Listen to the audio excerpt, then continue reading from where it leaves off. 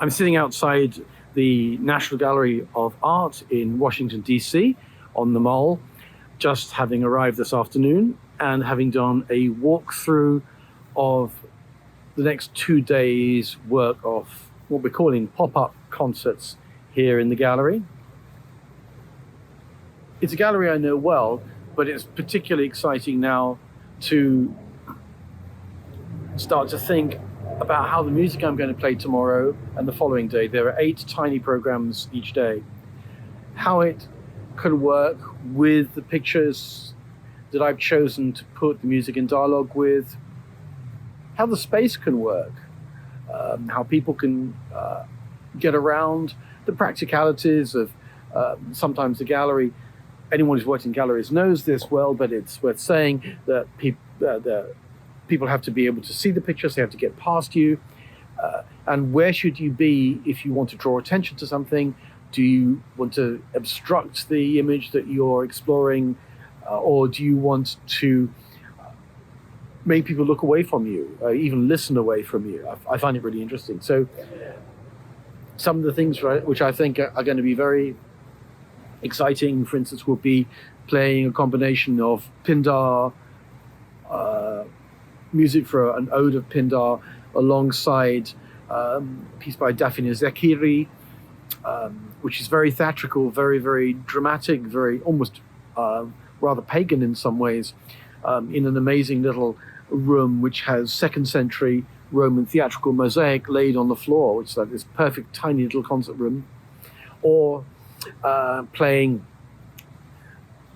Paul Pellet in a room full of some of Daumier's pictures of listening audiences with Paganini, 2 very Italian composers in their own way. I'm going to be reading and playing Viotti in a room full of Fragonard and Boucher, and some amazing Vernet melodramatic pictures of seascapes. There's going to be quite a lot of Passacalias tomorrow. So we're playing Mikhailo Trantofilovsky's Passacalia in one room, and then in an adjacent room playing Sadie Harrison's reimagining of aspects of the Bieber final Passacalia from the Rosary Sonatas, and also playing in another room the Bieber itself. So the idea is kind of important. And if you think about it, the beginning of music being conceived specifically for art galleries, which is Mussorgsky, which as violinist I can't play, has the whole idea of promenades, and Passacalia really means walking piece, walking through the street piece. So that in itself is very, very simple, I admit, but exciting. I'm going to be playing Demashi, one of the pièces de viol, along from the 1680s, alongside an astonishing Le Gros sculpture from exactly that time. It's a sculpture which is also a musical instrument. It's 2 cupids holding a kithara, which is also a fountain. And the fountain kithara was made with tuned strings. So when the water went through it, it would play a chord. I would imagine the chord in a specific mode, I'm sure. I'm going to be playing Naji Hakim alongside a wonderful Clodion sculpture of 2 child figures representing poetry and music, which seems appropriate for the extreme delicacy of Hakim's imagination and his extraordinary ear.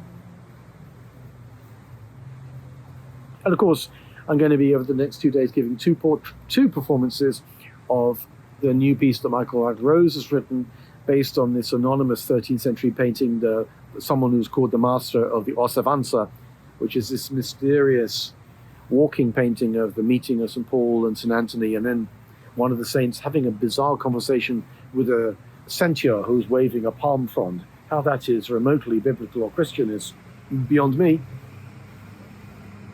And there's much more. So right now, I've been on a train for a number of hours, spent an hour working with the team here, which is very exciting.